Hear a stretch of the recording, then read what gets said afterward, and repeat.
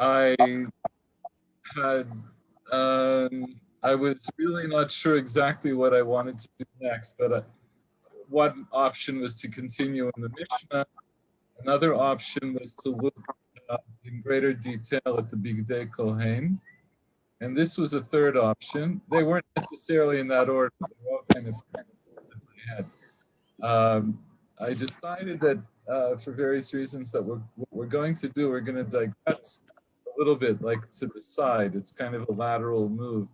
We're going to learn some of the Mishnah in Masechet Tamid, and you'll see how a lot of it lines up with what we learned in Masechet Yoma.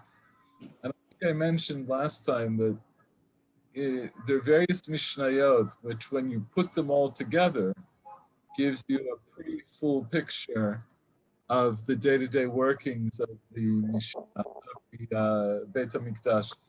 And the Rambam puts them all together in Hilchot Tamidin and Musafin, and as well as some other places, Hilchot Beit HaBechira, some other sources. Hang on. Oops.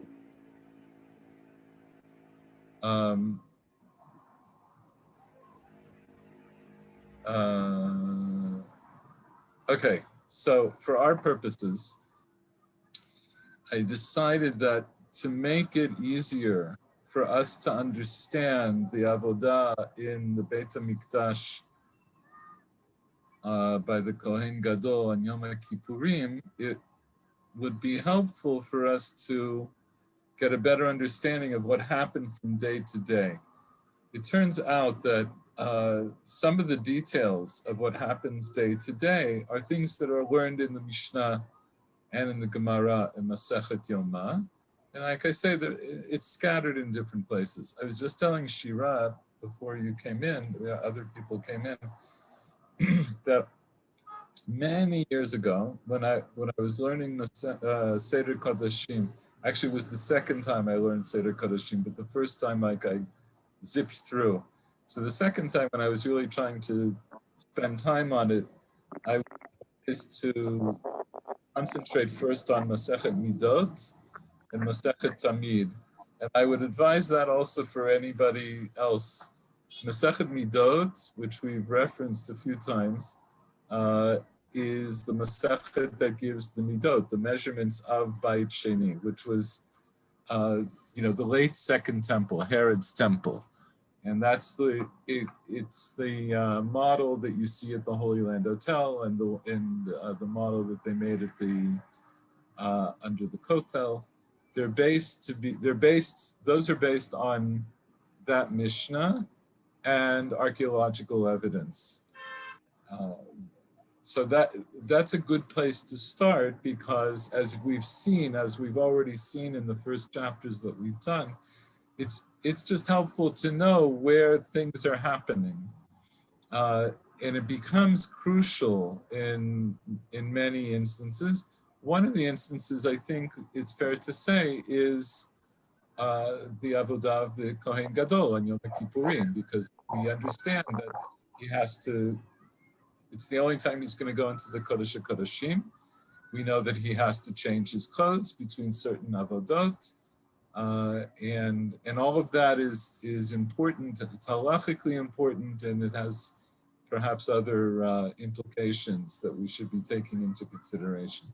The second Masechet to learn is Masechet Tamid, which deals with the day-to-day workings of the Beit HaMikdash. And so with that little introduction, let's begin.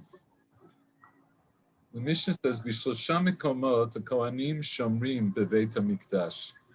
In there were three places where the Kohanim would guard or keep watch in the Beit HaMikdash: Beveit Avtinas, Beveit Ahanitzot, Beveit Hamoked. So where were these places? Just a second.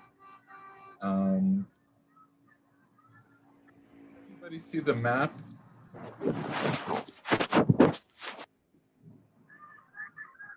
people seeing that? Hold on a second.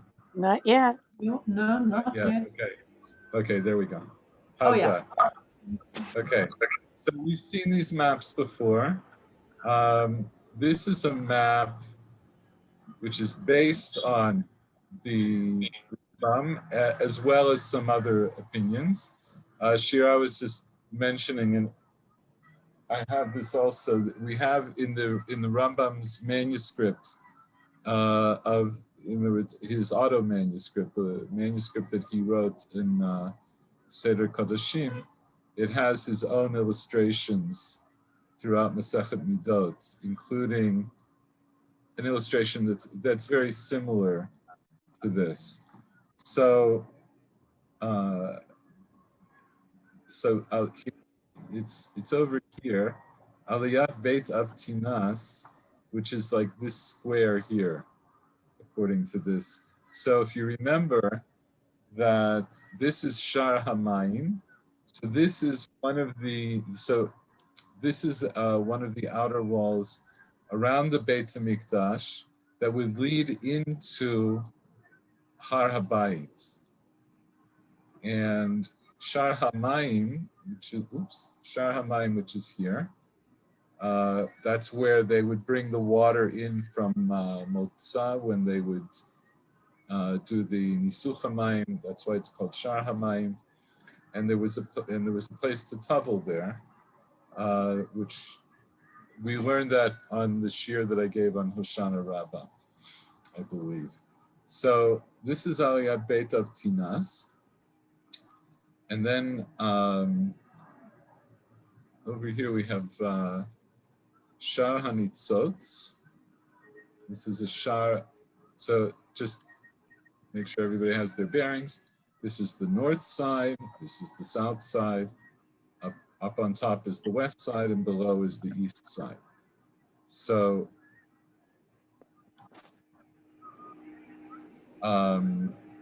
we're hold on a second. Oh, I see what happened. Just a second. Okay. Okay, so we have Bebeit Avtinas, Beit HaNitzot, Bebeit HaMoked. So, I'm looking at all kinds of screens. Now I know why people get more than one screen for their computer.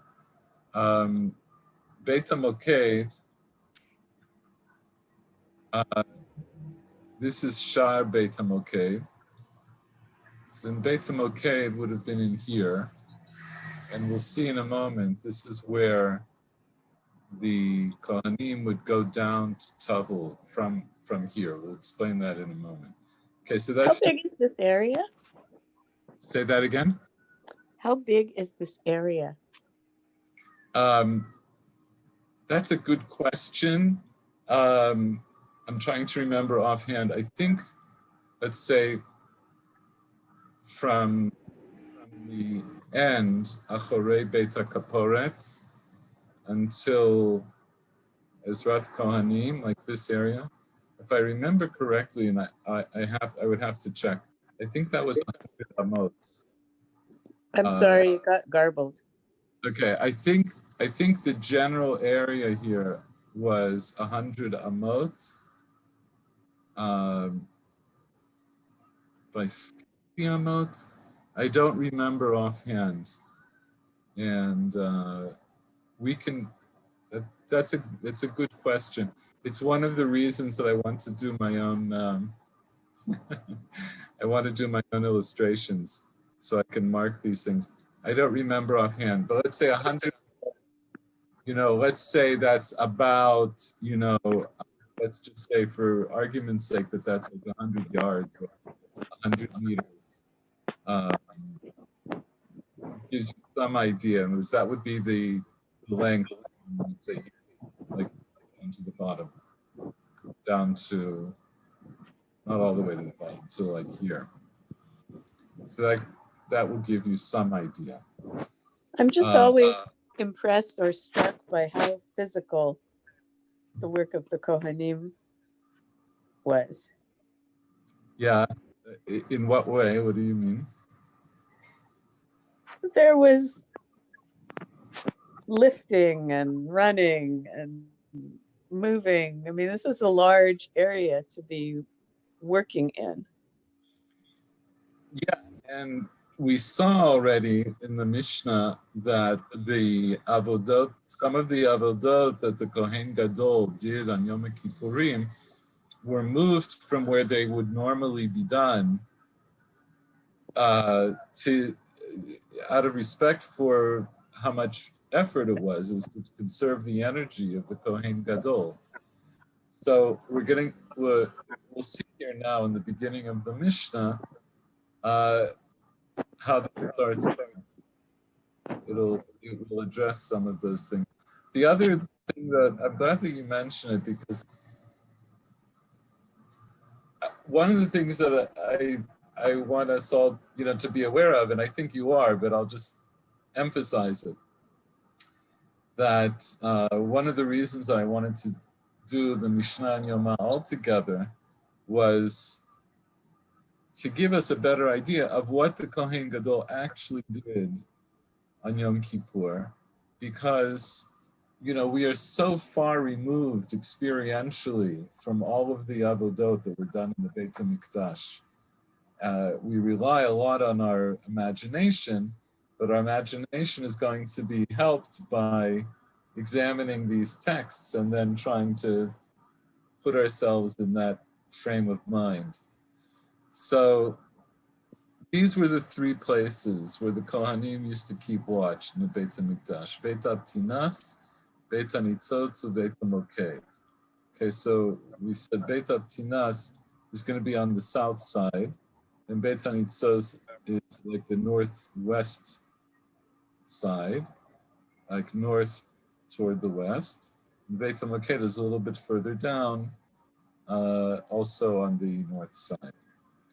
Beit Avtinas and Beit HaNitzotz hayu aliyot. So those two, Beit Avtinas and Beit HaNitzotz, they were aliyot. In other words, they were walk-ups. They were like not on the ground floor. The harovim shomrim sham. The rovim would keep watch there. The Bartanura, we'll just skip to the Bartanura quickly. The Bartanura gives two perushim for rovim. One is yeladim, the children, or it's young kohanim. Targum yeled, the targum of the word yeled is ravya. It's an Aramaic term. So that the rovim were the young kohanim. Perush acher harovim amorim chitzim bekeshet. They were actually archers. Milashon roveh kashat. Right, from the language of one who shot a bow, a bow shooter. So either way, that's where these people would be watching. So the Kohanim the Kohanim in that part of the watch were actually military in nature. According to that second Perush. Military /ceremonial.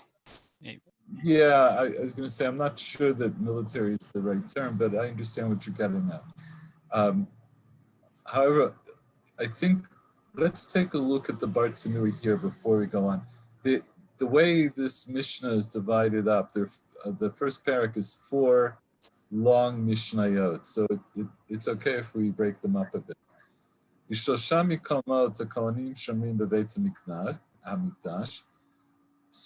Bartanur explains Mibnei HaKavod. It was because of the honor, out of honor, respect for the Beit HaMikdash. Ugdula hi labayit, and its greatness for us. Shelo yehei below shomrim, that it should not be without guards. In other words, the main purpose of these shomrim wasn't because they were afraid they were going to be attacked and invaded, but it was more like what Michael just said a moment ago. It was more ceremonial, and it was out of respect for the place that, if a king would have guards around his palace, so of course, al achat kama v'chama, there should be guards around the Beit HaMikdash. V'shosha mekomot yafinan, and we learn out 3 places. Midichtiv v'achonim lifnei hamishkan kedma, shomrei mishmeret v'gomer l'mishmeret. So in the footnote I have down here, actually, we can switch for a second. I have the screen for that.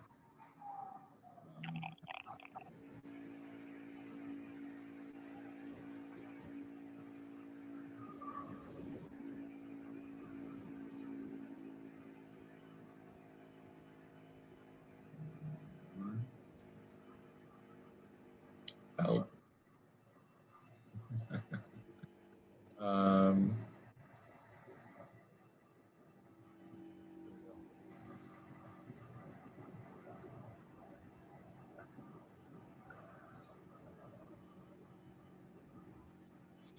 Okay, so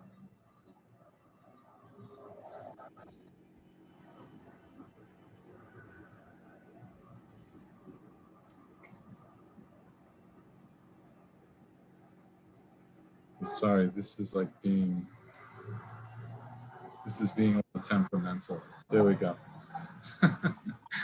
Okay, so this is in Parshat Bamidbar, and it's, as you will recall, I'm sure, in this parak, it's giving us the mishmarot of the Leviim. And one of them, it says here, in other words, these were tasks that different families of the Leviim were assigned. So one of them is here.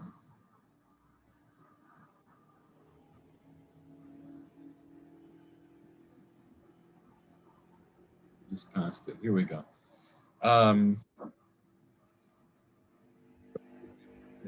Beit Av Mishpachot Marit Tzuriel ben Avichai Al Yerech HaMishkan Yachanut Tzafona. Right. So the Beit of the families of Merari were Tzuriel ben Avichai, and they camped out on the north side of the Mishkan. Ufkudat Misher b'nei Merari Kasher HaMishkan Avichai Rav Adunav Badanav V'chol Kelav V'chol Avodato. Right. So they were in charge of all of the beams of the Mishkan and all of the attendant parts. Yamudei Chatzer Saviv V'adnehem V'yitedotam Mitreihem, and also the columns and so forth that went around the Chatzer, which is the parallel to the surrounding area around the Beit HaMikdash, which would be on Har HaBayit. V'achonim lifnei hamishkan kedma, those the ones who camped out in front of the Mishkan eastward, lifnei Ohel Moed mizracha, before the Ohel Moed east, in the east, Moshe v'Aaron uvanav shomrim mishmeret hamikdash v'mishmeret b'nei Yisrael. So the particular task that was assigned to these Levim, which in the pasuk includes Moshe, but mainly it's going to refer to Aaron and his sons, that they guard a guarding of the Mikdash for a guarding for the children of Israel, the Hazar Karev Yumat, and the stranger, or in this case the non-Kohen who comes close, is liable to death. So here, one of the reasons that, what does that imply about why were they guarding? I mean, it sounds like it's a two-way guarding. On the one hand, they're guarding the Ohel. On the other hand, they're also guarding Bnei Yisrael to ensure that they don't come to harm. Yeah. So one of the reasons they're guarding is to make sure that people don't make a mistake and come too close. And of course, this is parallel to the situation that took place at Har Sinai, right? That when we think about the Mishkan and the encampment in the Midbar, it's a replication of Ma'amad Har Sinai in many ways. And this is one of the aspects that they're also, that, right, only Moshe went to the top. He was accompanied up to a certain point by Aaron and the Zkenim, and then everybody else had to be around and they were not allowed to come close. So, Shale? yes. Wasn't the opening of the Mishkan on the eastern side? So it should have been. It was the most important place to be guarded. Yeah, so that's a good point, right? So the of the Mishkan, the main entrance was on the east, and that's why here in the Mishkan, that's why the Shmirah apparently was done on the eastern side. That would have been guarding the eastern side. In the Beit HaMikdash, there are many openings that lead into the Azara, as we saw from the illustration. And so they have the Mishmarot in different places. To come in from the east, just to share that screen again.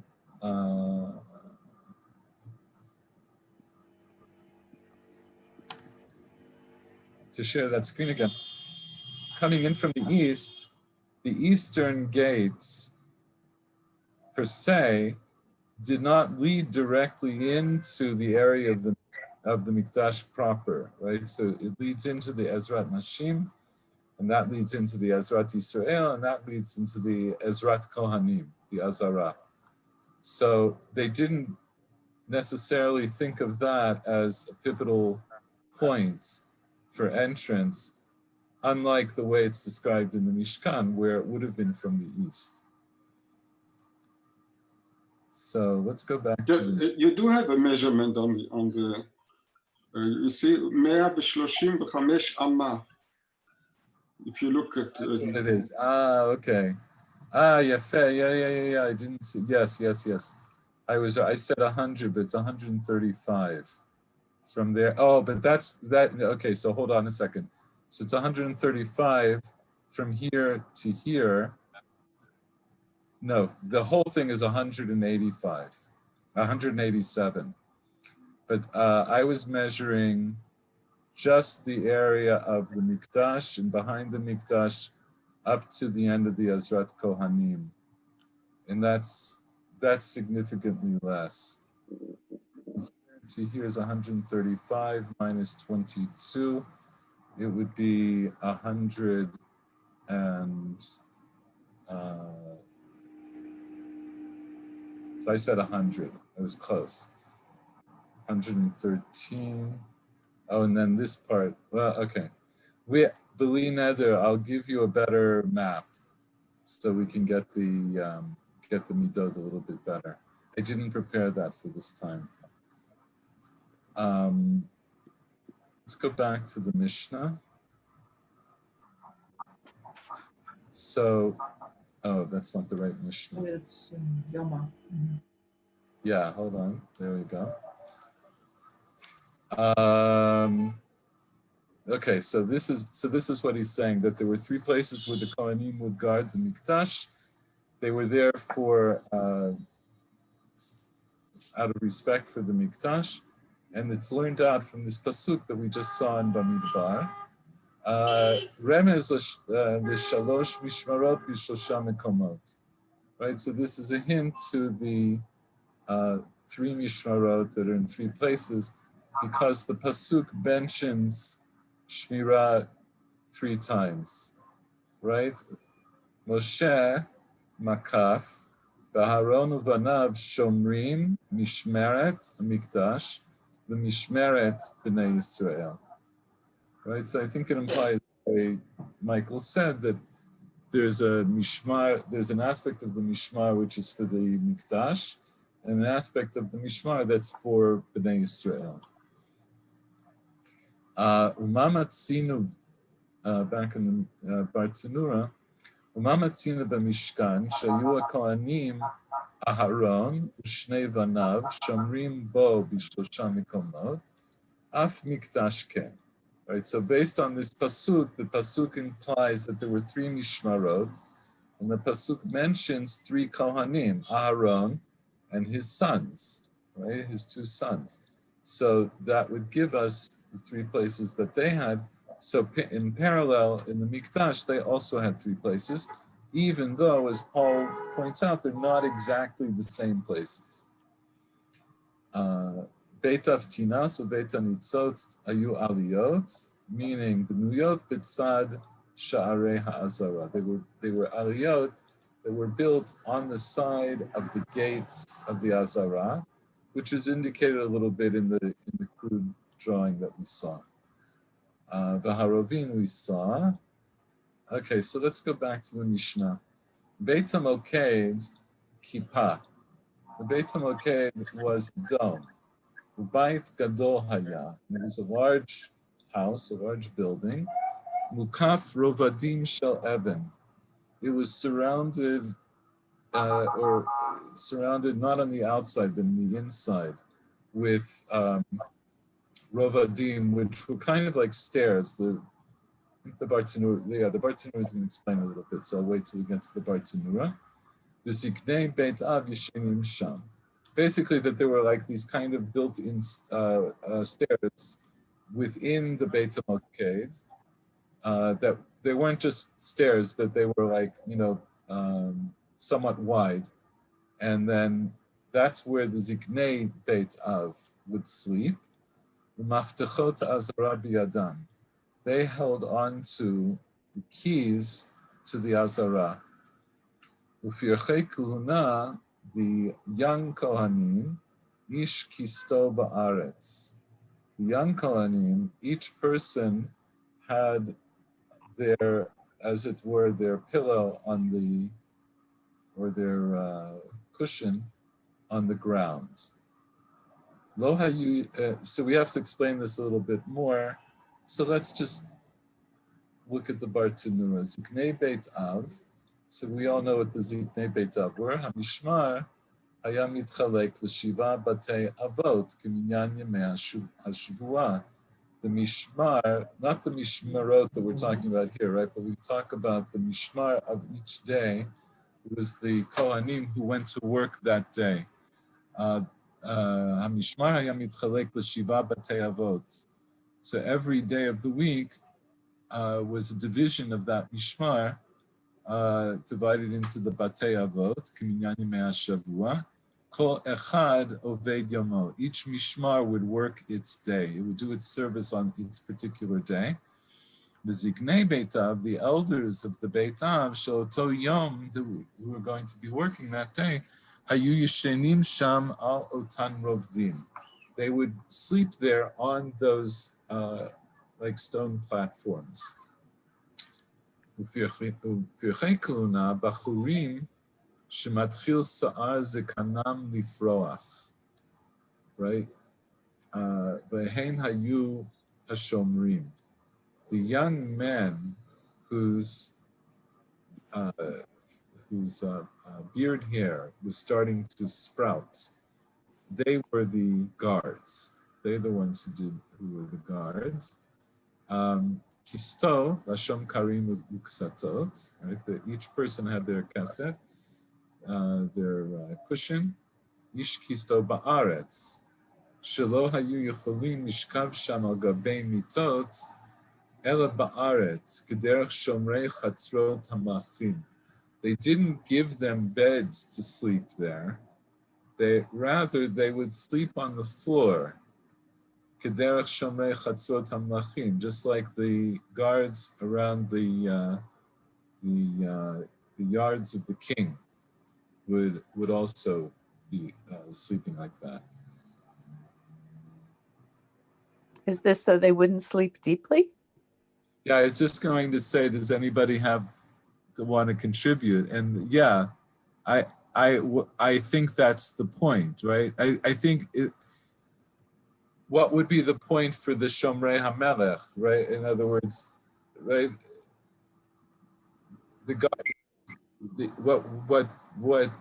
what's happening in the Mikdash, right? Is that we have these Kohanim who are given this task of guarding in the same way that guards who guard palaces guard.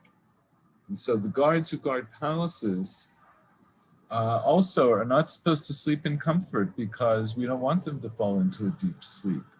And so also here, right? So they kind of rough it. Shane, this reminds me Miluim. Did you have to sleep on the ground? During the Shmirah, no?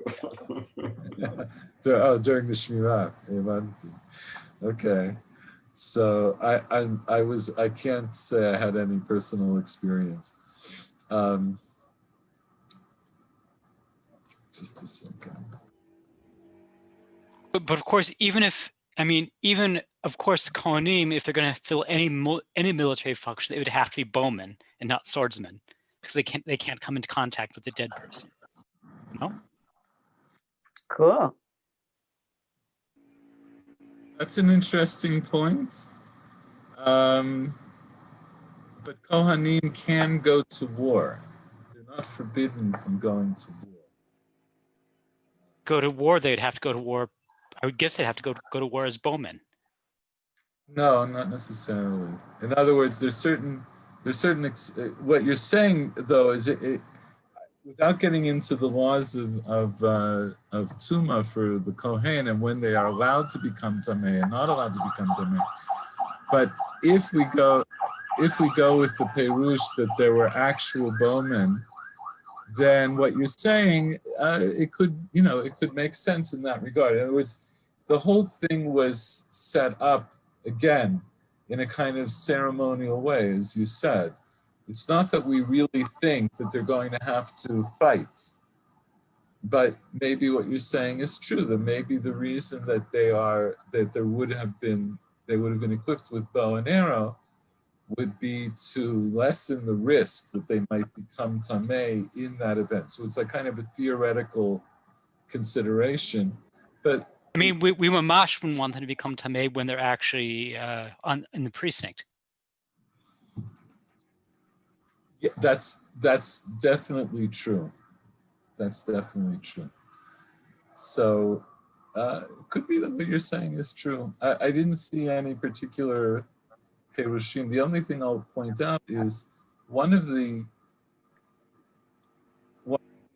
things that argues in favor of Rovim, meaning bowmen, as opposed to young boys, is because we have this other term, Pirchei Kuluna, which refers to the young Kohanim. Now, it could be that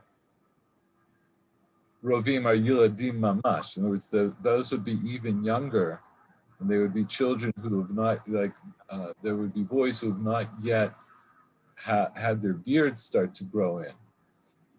But then that begs the question, is that appropriate? Are those the people that you would make Shomrim, even if you don't think that they have to be there for actual security reasons?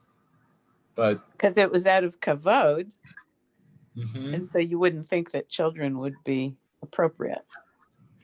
Yeah, so I think it argues more in favor of Rovim being bowmen.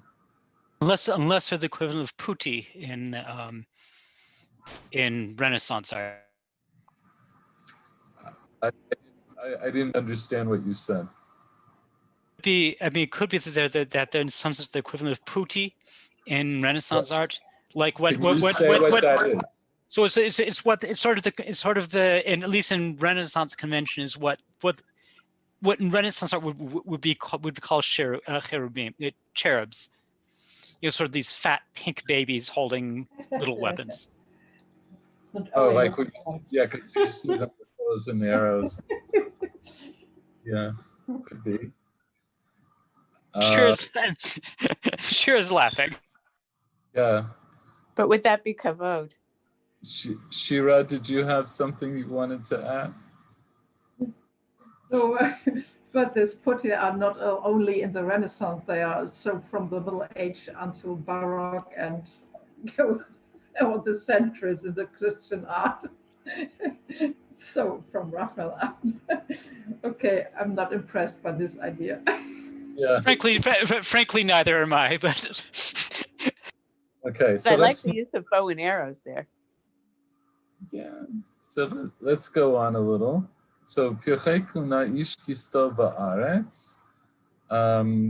So we explained that, right? They would sleep on the ground. In the Mishnah, lo hayu yeshenim b'vigdei kodesh.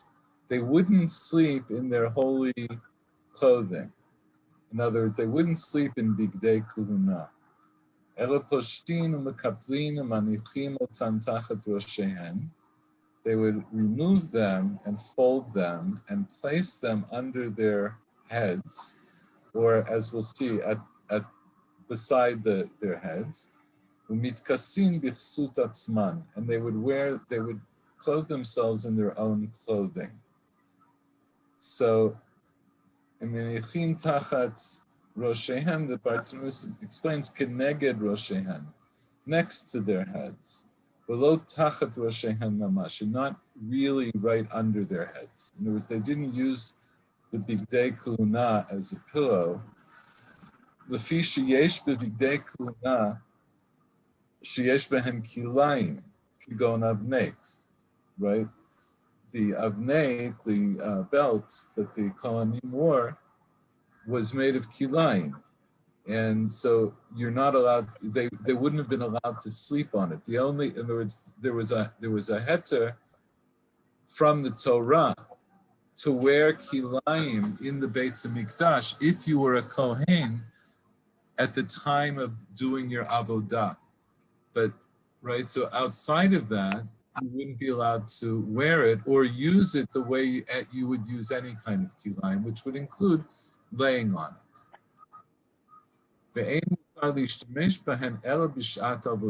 It's not permitted to use these clothes except at the time of actual service. So just sleeping there is not service as such.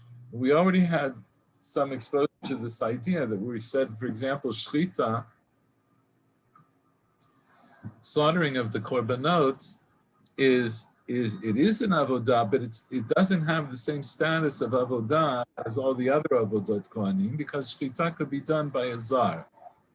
And so here also, even though these are things that they are supposed to do, which are mandated from the Torah, that they be part of these mishmarot, nonetheless, that's not considered avodah per se for this purpose of wearing their bigdei kohen. So now, Erak carry the chad mehen. Yotzei v'holech lo b'mesiba ha'olechet tachat habira. So if one of them had a nocturnal emission, so what would he do? He would leave and go b'mesiba ha'olechet tachat habira. He would go down in this cave that was underneath the bira. Bira here, as we'll see, refers to the whole area of the mikdash. I'll talk about that in a minute. V'hanerot tokin mikan u'mikan. And in this cave that was under the area of the mikdash, there would be lights that were lit, right? Probably like torches that are on each side. Until he would get to the place where he would travel.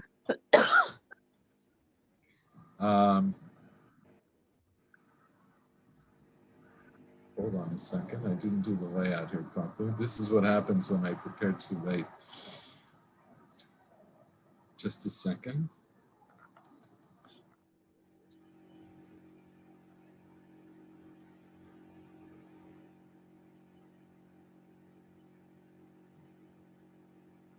This is last minute preparation.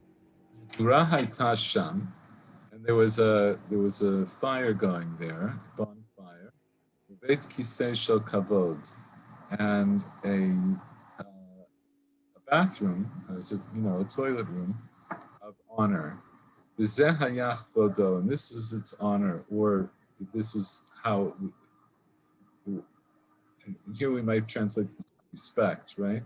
Mitzao na'ul, if somebody found it locked, Yodea sheyesh sham adam, he would know that there's somebody in there. Patuach, if he found it open, Yodea she'ein sham adam, then he would know that there's nobody in there. So that's an interesting point because it tells you something about the nature of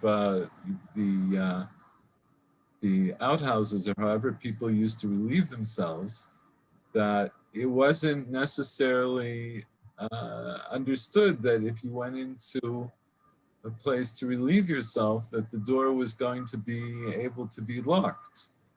But in the Beit HaMikdash, they instituted that out of honor for the place and respect for the people who are in the bathroom. But so let's just finish this off here and we'll explain this a little more. Yarad v'taval, right? So he would go down and he would tavel, he would immerse himself. Alav v'nistapeg v'nitchamein k'neged hamedura. Right, so we mentioned that there was a medura. That's why they called it Beit HaMoked. Moked, right, is also a word for a fire. So first he would tavel, then he would come up, he would dry himself off. He would warm himself in front of the fire. Then he would go and sit next to his priestly brethren until the gates opened. Then he would leave. So this is all talking about the Kohen who had keri, right? Somebody who had an ejaculation becomes tamei, and this is describing what he would have to do. He would have to go down and tavel.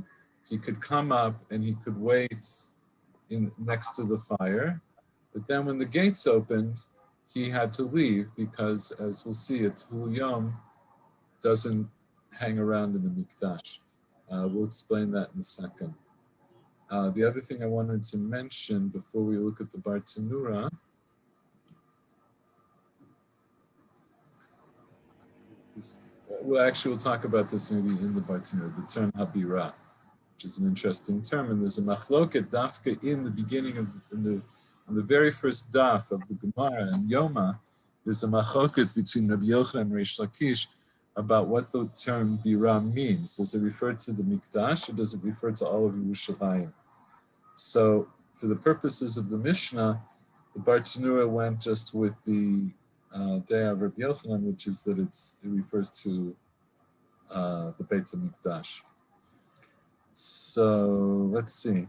Right, so, so if one of them had an ejaculation, so the Bar Tanura explains, so it was a cave that went underneath the bira, because there was a cave underneath the mikdash. B'chol mikdash karui bira. The entire mikdash is called bira. K'dichtiv el habira asher hachinoti. So this is a pasuk here in Divrei Yamin, which we'll just glance at. Just a second. I did prepare it. So, this is the parak that in Divrei Yamin, it's one of the places where David talks about apparently the Beit HaMikdash. V'yomer David HaMelech HaKahal Shlomo b'ni echad bachar bo Elohim na'ar v'rach v'hamlacha g'dola Kilo la'adam habira ki Hashem Elokim. Right? So David, the king, said unto all the congregation, Solomon, my son, whom alone God hath chosen, is yet young and tender, and the work is great, for the palace is not for the man, but for the Lord God. The particular pasuk that's being referred to is down here, and it's a continuation of David's speech. He says, V'lishlomo v'ni tein levav shalem, lishmor mitzvotecha, edvotecha v'chukecha, v'asot hakol, livnot habira asher hachinoti. Right, so to Shlomo, my son, give a whole heart to keep your mitzvot and your testimonies and your laws, and to do all, and to build the birah that I have prepared.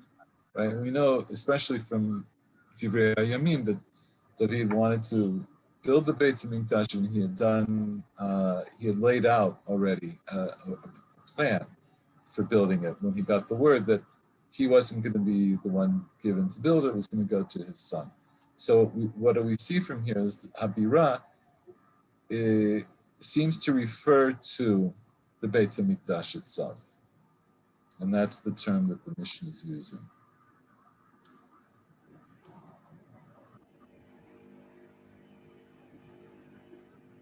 So back in the Bar Tzimura, Minesha haya bal keri lo haya mehalech derech ha'azara ela derech ha'mechilot. T'kaimel and mechilot lo nitkadshu.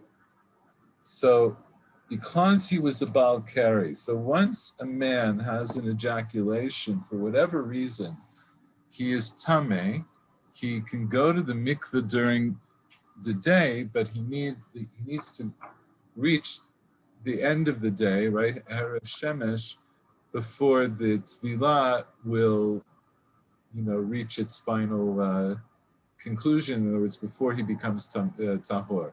So in other words, he needs the Tvilah and he needs Erev Shemesh. So because this man is a Bal Keri, he's not allowed to walk into the Azara, which we alluded to earlier, right? Anybody who's Tameh is not allowed to walk into the Azara, right? That's an Isur D'Oraita. So because of that, he, in order for him to tavel, he can go into the bowels, right? Underneath the Beit HaMikdash.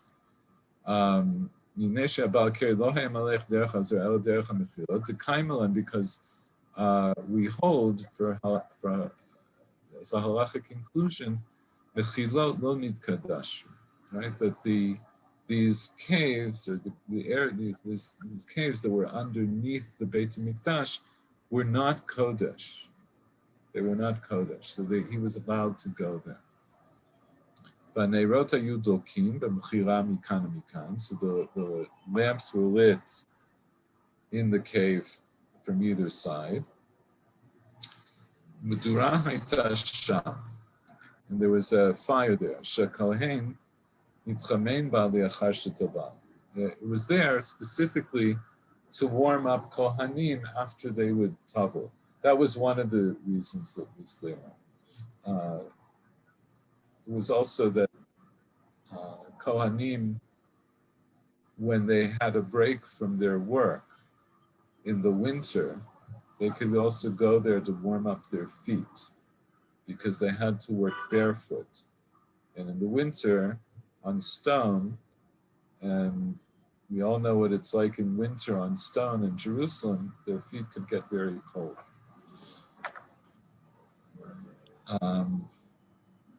So in that place, there was a Medura, and there was also a Beit Kisei. It was Beit Kisei Shel Kavod, V'zaya Kvodo, Shelo Nichnas Bo Adam Me'olam, Kol Zman Shayach Chavero Sham. Right? Nobody ever went in there as long as his friend or as long as somebody else was in there. So if somebody went and found it locked, that was a sign that there was somebody in there, and he wouldn't go in.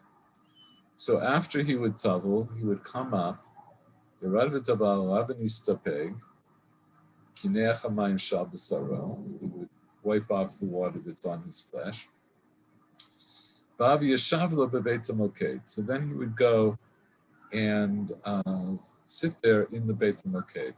You know what? I think I got this wrong. The Beit HaMoked had I'm not sure about this now. Beit HaMoked did have a fire in it, which is why it was called Beit HaMoked. But when it says Midurai Tasham, it sounds like there was another fire that was next to the mikvah down in the cave.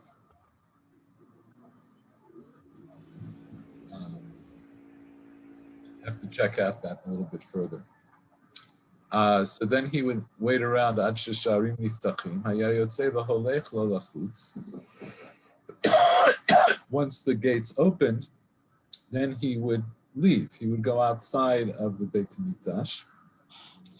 Lefi she'tful yom mishtaleach chutz la'azara, because a tful yom is sent out of the azara. Kedamrinin be'elu dvarim v'chol zav l'rabot ba'al keri. So let's just explain this drasha. The Gemara that's being quoted here, I marked it's in Psachim Samach Zayin Amud Bet, but let's just understand the verse that it's coming from.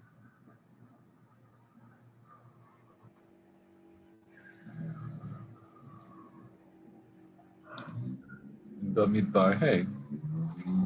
So this is in Parshat Naso, Vayidaber Moshe Lemor. Tzavet b'nei Yisrael v'yishalchu min hamachaneh kol tzarua v'chol zav v'chol tamei lanafesh. So this is a din that took place already in the Mishkan. Command the children of Israel and send out of the camp anyone who's a mitzorah, anyone who is a zav, and anybody who is tamei lanafesh, right? Anybody who became tamei mate. So what's a zav? What's the plain meaning of zav? It's anybody who's had an emission. Aside, I mean, I don't know if it's any emission or any emission aside from carry. Well, not any emission, right? Because he can urinate and not be a zav. Fair enough. Okay, so ziva was a certain type of emission. It's described back in Sefer Vayikra, and somebody who was a zav, if he had one emission, then he became tamei. He could go to the mikvah, and then with Erev Shemesh, he would become tahor. If he sees 3 times in a row, then the din is a little bit different, and so forth. So that's the plain understanding of zav. But as we see, the Gemara here, which I'm pretty sure we'll see here in the Torah Tzimima,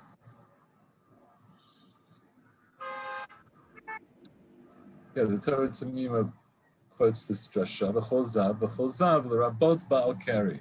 In other words, zav literally just means one who has a flow, something that flows from him, and it's understood that it flows from his genital. So the chol zav, the chol is a ribui. It comes to add on more than just a plain zav. So it's l'rabot ba'al keri. It comes to add on and comes to include a ba'al keri. Okay. That's the basic drasha, and so we see that midioraita, if somebody is a ba'al keri, they have to leave the area of the mikdash. Yes. What happens to somebody who just goes to the Beit Kisei, which is the more usual circumstances? Yeah, so that doesn't make him tamei.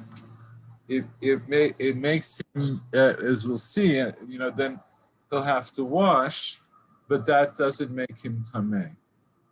So the ziva will make him tamei, or the keri makes him tamei.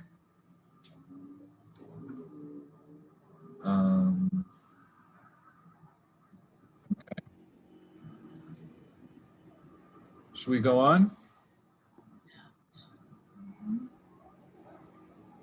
Should we do a little more and then wrap it Onward. up? Okay.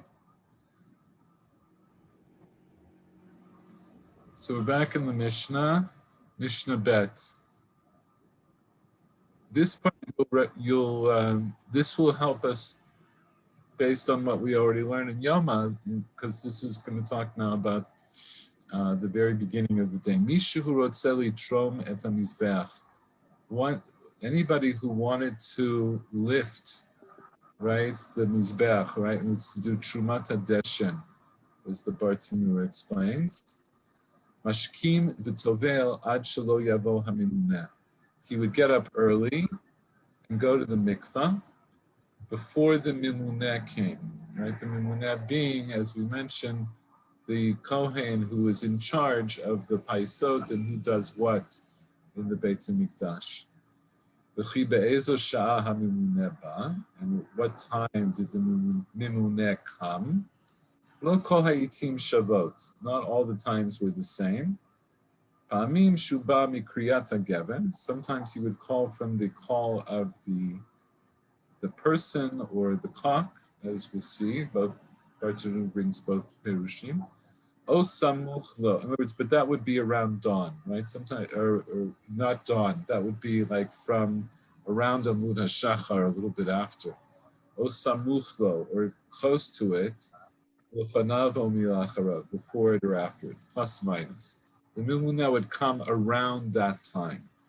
Hamumuneh ba v'dofek alehem. He would come and he would knock on them. In other words, he would actually knock on the door of where they were sleeping. Vehem patchulo, and they would open it for him. Amar lahem, mi shetaval yavo v'yafis. Right, whoever went to the mikvah can come to participate in the pais. Efisu zacha misha zacha. Right, and they would do the pais, they would do the lottery, and whoever won, won. So let's get a little bit more from the Bartanura. Vitrom et mizbeach, trumat hadeshen, mashkim v'tovel. Shelo haya adam nichnas la'azara la'avod avodah, afilu tahor. Adshuhu tovel. So if you remember, we saw that also in the Mishnah, that the Kohen Gadol would tavel next to Shar Hamayim, the Beit Avtinas, before he would come in to do the avodah, even though he would have been tahor. Even though he would have been tahor, he still had to tavel before he came in. And so, did we talk about? I'm a little foggy. So did we say how we know that somebody has to tavel even if they're tahor before they come into the Beit HaMikdash?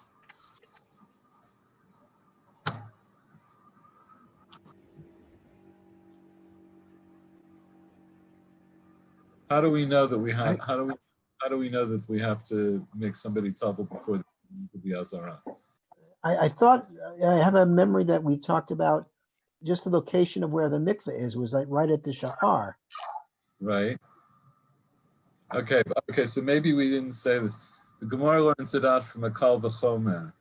And we learn it out. The reason I'm mentioning it is, first of all, because it's here, but also it has to do with Yom Kippurim, because the Gemara says, we see, Shira, do you know? From Kodesh to Chol and Kodesh to Kodesh, the Bartanura explanation. That's what I remembered.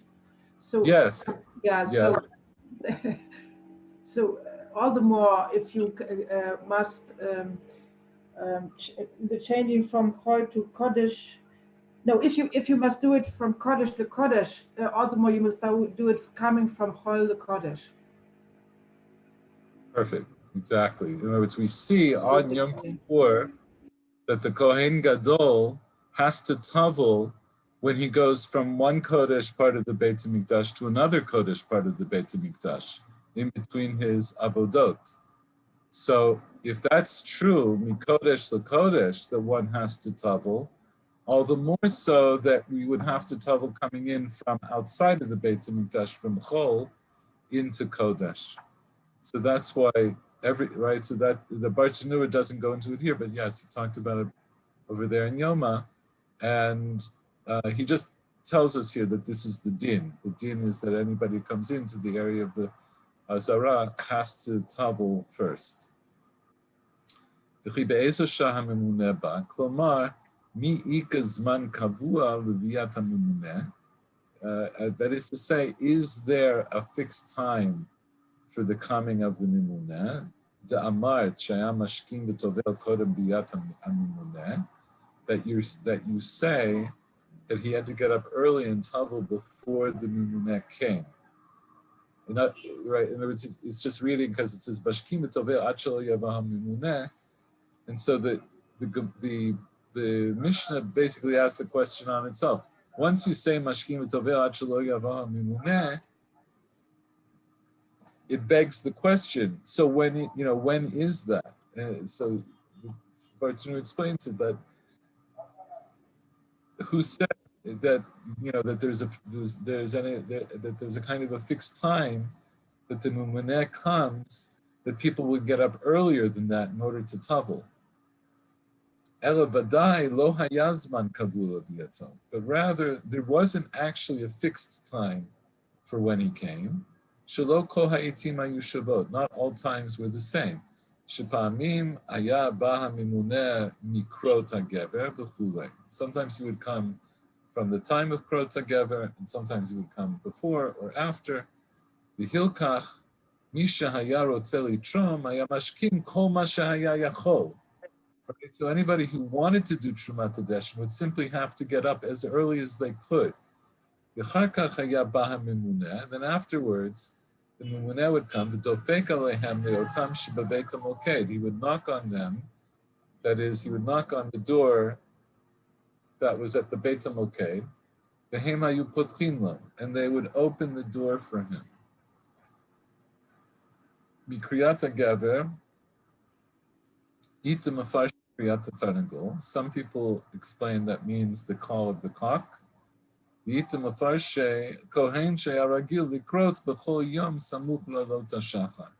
Some people say it means that it was an actual gever, an actual man, who was accustomed to calling out every day close to alot hashachar. Right, and this is where we see that that's the time. We've talked about this before. From the time of alot hashachar is when that's cock's crow. And as I'm sure I've mentioned, here in Jerusalem, it's the time when you start to hear some of the birds making sounds. And it's really uncanny that from the very first light, you start to hear the birds making their calls. I don't have a rooster here, but there are some here and there. I'm sure you've heard them. Crows. Yeah, here it's crows. Misha Taval Yavovi Afis, right? So he would come in, they would open up to him, and the first thing he would say is whoever taveled, he should come and do the pais. Kol otan shayunot nim libam mitrom, all of them who had given their hearts, right, who had the idea that they wanted to do Trumat HaDeshen, hayu tovlim kodem sheyavo hamimuneh, as we said, they would tavel before the mimuneh would come. And afterwards they would do a lottery amongst them. Hu hagoral. This is the pais was a goral. It was a kind of lottery. Umishabat lo hagoral. Whoever would get that lottery, that lot, olech v'torem. He would go and do the Trumat HaDeshen. Seder hagoral ma'aseh mufarash b'perek sheni d'Yoma, as we saw. Right, the whole way the Chorale was done, the pais, we saw at the very beginning of the second chapter of Yoma. I think in the last few minutes, let's read it. Okay, let's read a little bit more, but then we'll stop. But this is good. I kind of wanted to go through this relatively quickly because ultimately I really do want to get back to the Mishnah in Yoma. But we'll read Mishnah Gimel, we'll talk about it a little bit, but I think we're going to, I didn't even finish arranging the Bartanura here.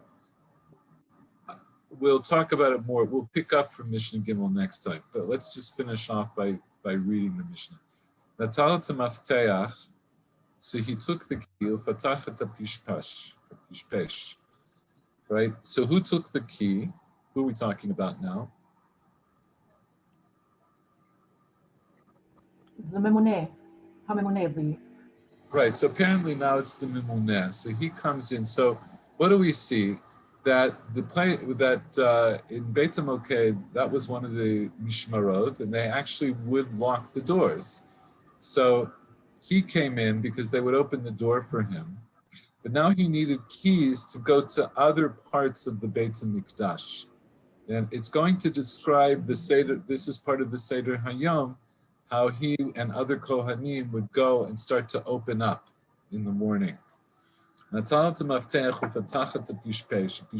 is a wicket. It's a little door within a much larger door. And through that Pishpesh, through that wicket, he would go into the Azara. And they would come in after him. In other words, other Kohanim would accompany him. And they would have two torches of fire in their hands. And then they would divide into two groups. These would go along the Achsadra that would go on the east side. These would go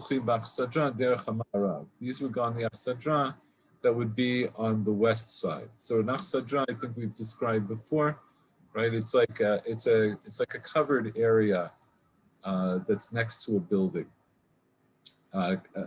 sort of like a covered sidewalk. Hayu bodkin v'hochin, and they would check and go until they got all the way to the place where they made the chavitim.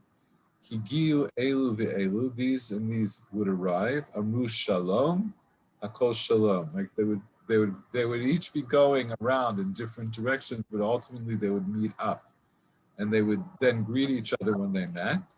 And they were just going around, to do the to do an inspection. It was like a morning inspection. Hamidu osei chavitim lasod chavitim, and then they would set up the people who made the chavitim to make the chavitim, right? And the chavitim we talked about, I think, last time or the time before, right? That was one of the Kohen Gadol had to bring chavitim every day.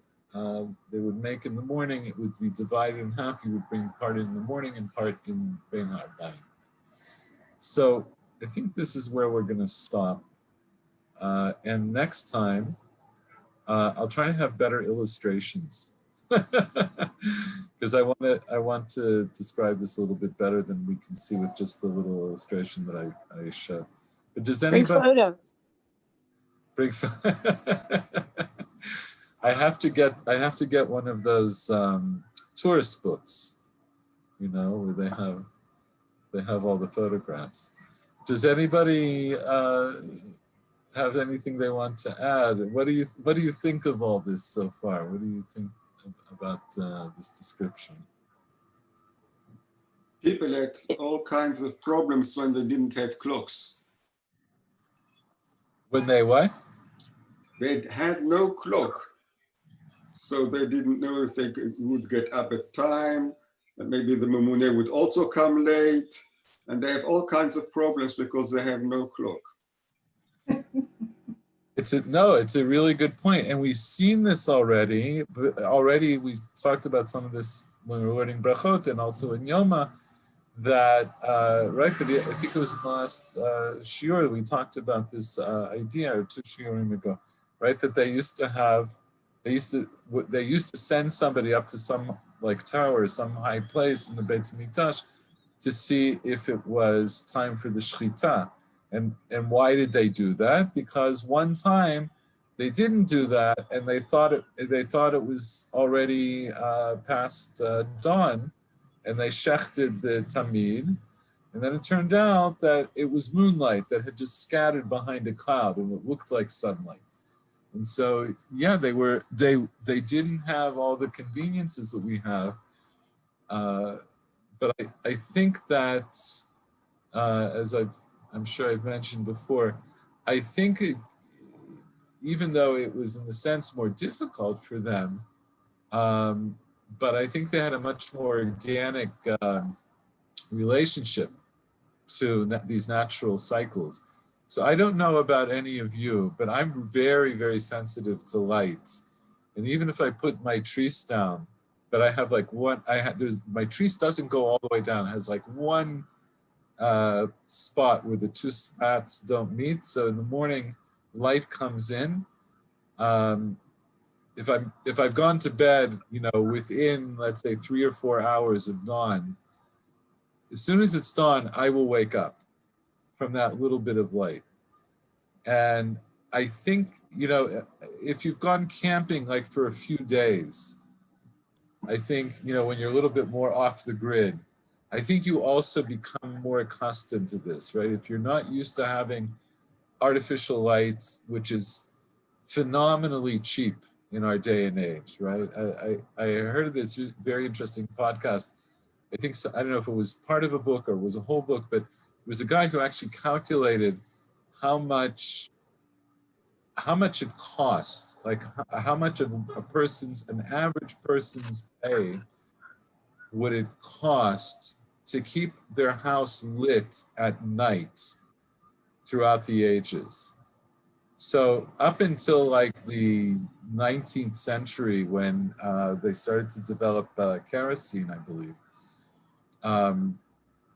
it was mostly only wealthy people who would actually keep candles burning throughout the night, because they were expensive. It could cost people a large chunk of their monthly pay if they wanted to keep the lights on at night. And kerosene made it cheaper. And then later on, they had gas, right? Gaslight. But once electricity got introduced, it became phenomenally cheaper. It's much, much cheaper, like by orders of magnitude. So my only point in saying that is, at an earlier time in our existence as human beings, when we were not so disconnected from our own circadian rhythms, I think that it's likely that it wasn't that hard for these Kohanim, who were anyway sleeping on the floor, to start to wake up pretty early in the morning. I think they could be very sensitive. Whether they heard an actual rooster or they heard the crows here in Jerusalem or whatever it was, I think it wouldn't have been that hard for them to wake up on time. But nonetheless, it is a good point.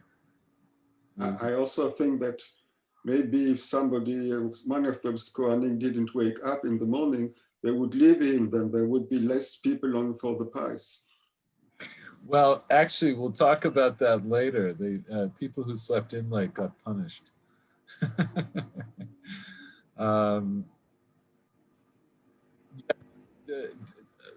do you? I guess what I'm asking also is, like, is this helping everybody to get a better feel of what life was like in the Beit HaMikdash?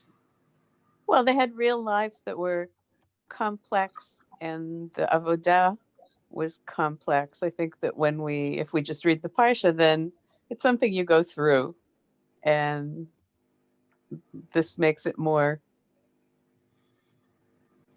It gives it more reality. Yeah, exactly. That's exactly my feeling. From the first time, I remember the first time I learned Masechet Tamid, it was like a big eye opener. It was like they really talked to you about what really happened on a day-to-day basis. And as we'll see as we get through a little bit more, like some of it gets, I don't know if gritty is the right word, but it gets pretty detailed. Well, they folded their clothes, and they, it's just it gives it the day-to-day, moment-to-moment information, and it gives them it gives us a sense of their humanity rather than just their ceremonial responsibilities. Right. And they were people who had to go to the bathroom. They sometimes had a nocturnal emission. Like they had real lives. They had real bodily functions, and they had to cope with all of that. They had to warm their feet. They had to warm their feet. They had to, warm up after they came out of the mikveh. And they had long days and interactions and competitions, and they were just like the rest of us. And if you remember, we learned way back when we learned Ta'anit, right? So also like the ones who were on duty, they couldn't drink wine. If there was a fast day, the mishmar for that day, depending on the fast, maybe they had to fast, maybe they had to do a half-day fast, but they still would have to do they still had to do all of their work. And these were just the regular Kohanim. So I think as we go through it a little bit more, it'll give us a deeper appreciation of everything that the Kohen Gadol had to do on Yom Kippur, because all of the avodah, qua avodah for Yom Kippur had to be done by him alone. Right? So it was an enormous undertaking. Go ahead. No, go on. I'm sorry. No. Go say what you're saying. I think that there's also many people who assume that the Kohanim and the Leviim were on welfare, as it were, that they were always accepting tribute. Mm-hmm. And what did they do? So they did some sacrifices, but it wasn't anything. and we see here that they worked from dawn to dusk. Right, or even maybe before dawn, right? Like like you said, like some of them would get up virtually in the middle of the night. Yes, and it was very physical, and so they were laborers to some extent. Yeah. And what else? I mean, this was their pay. They were doing this on behalf of the community, and this is how they got paid. It wasn't a perk. Right. But they did this avodah only from time to time, because each week there's another family. So usually they are not in the Beit HaMikdash. No. So but both of both of you are correct, as we just said. So each Beit Av would come for each mishmar would come for a week, and then they would subdivide into 7 days. But as we see, that one day of work, so how would it work out in a normal year? There were 24 mishmarot. So roughly you get 2 cycles per year, right? So it means that you'll have to do this, you'll have to come in with your mishmar for 1 week out of the year. Even if you don't work every day, you have to be like on call. And then each Beit Av would work every day. Plus you had to come for the regalim for Yom Kippur and for Rosh Hashanah when the work was greater. And of course, probably the most hectic time and the greatest amount of work would have been on Erev Pesach, which is described also elsewhere in the Mishnah Psachim, where they had to set up kind of an assembly line sort of thing to get everybody's korbanot shechted and ready to roast in time for Leil HaSeder. But it's true, you say, but it fits into a much bigger discussion about the whole economic system that the Torah sets up. And in that economic system, which is in contrast to, let's say, at least some of the surrounding nations at that time, we have a little bit of a hint to it of what happened in Mitzrayim from earlier in Breshit. It talks about the Kohanim of Paro, who had like a fixed kind of income.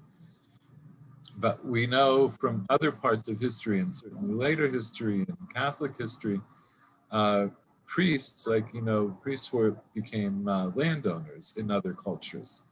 And in the Torah law, the priestly tribe were not landowners. They had their own cities, but they weren't part of the main economic the main source of the economy was agriculture, and they were not part of that.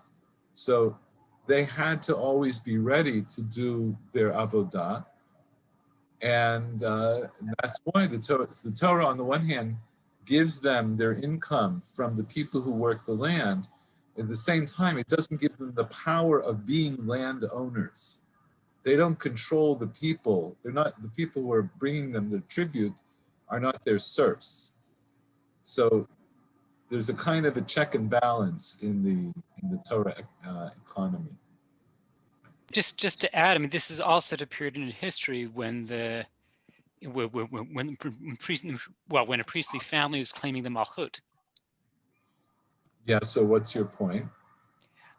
Meaning that, in some sense, this is a check on the power of the priestly families, that they can't claim certain prerequisites. They still have to do this, even though they're claiming the malchut, even though there's certain political power, they still have to do this basic backbreaking avodah.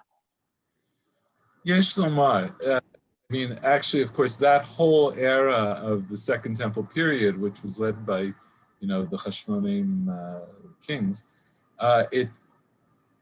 let's just say zelo pashut. In other words, that's certainly a deviation from what would have been the ideal as laid out in the Torah, and it was seen as such by the rabbis and by the prushim before the rabbis as being improper. But that we won't get into that whole discussion. I want to finish off though with a little story, which you can stop me if I told you this story before, but it's just appropriate here. It's about the backbreaking work of the Kohen Gadol.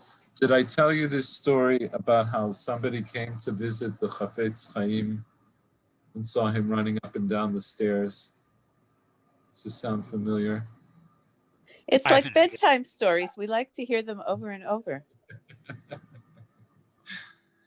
There's a story where somebody came to ask a question of the Chafetz Chaim. And so the Gabbai of the Chafetz Chaim, shows him in and gives him a place to sit down outside of the room where the Chafetz Chaim, like the Chafetz Chaim's office. So he says, wait here and the Rav will be with you shortly. So he's waiting there and the door is a little bit ajar and he hears somebody running up and down the stairs, up and down, up and down, up and down. So he kind of peeks in and he sees it's the Chafetz Chaim, who, if you've ever seen pictures of the Chafetz Chaim, was little, and he was at this point in his life, he was an old man, but he was running up and down the stairs. So eventually he stops and he sits down, and the Gabbai shows him in, and he sits down. The Chafetz Chaim, says, tell me what you need to know, or asking your question, however he greeted him. So the man said, pardon me, but before I ask my question, I need to ask the Rav another question. I happened to see that the Rav was running up and down the stairs, and I would like to know why. So the Chafetz Chaim says, the avodah of the Kohen Gadol on Yom Kippur is very strenuous, and he would need to be in shape in order to do it. And as I remember the story, that's basically all he says. So what do we understand from this? That the Chafetz Chaim lived his life as if the next day the Beit HaMikdash could be rebuilt. He dedicated most of his life to trying to get the Beit HaMikdash rebuilt, right? That's the main reason why he wrote the Chafetz Chaim, and he wrote Shmirat HaLashon. Right? He talks about this, that if the Beit HaMikdash, if Beit Sheni was destroyed because of Lashon Hara, we can't expect that Beit Shlishi is going to be built until this is no longer an issue, right? He wanted everybody to know Hilchot Lashon Hara so that they would stop talking Lashon Hara, and that would be one of the stepping stones to getting the Beit HaMikdash. He had a chabura every week with other Kohanim in Rodin that they would learn the halachot l'maaseh, right, the practical halacha of what Kohanim did. I have here a volume of Rishonim that wrote on Seder Kodshim that Chafetz Chaim personally published, so that knowledge would be spread. And if you examine many of, and he wrote many Sfarim, a lot of them are quite small, but they're all very, I haven't gone through all of them, I've gone through a number of them. His whole life was really dedicated to getting the Beit HaMikdash rebuilt. And he, of course, was a Kohen. And in this running up and down the stairs, and in the sort of oblique way that he spoke to his guest, he wasn't saying that the Beit HaMikdash is going to be built tomorrow. He wasn't saying that I'm going to be appointed the Kohen Gadol. But what he was saying is, maybe the Beit HaMikdash will be built tomorrow. We have to pray, and we have to hope that it will be built tomorrow.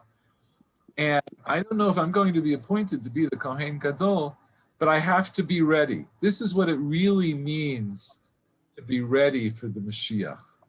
That's the way I see the story. It's not pounding your fist on the table saying, we want Mashiach now. It's actually doing the work to get Mashiach to come, to get the Beit HaMikdash rebuilt. And so that's my story. Beautiful. Thank you. Have a good night and good afternoon. Good night. Share Kochah. Thank you. Good night. Bye-bye. Thank you, everyone. Bye.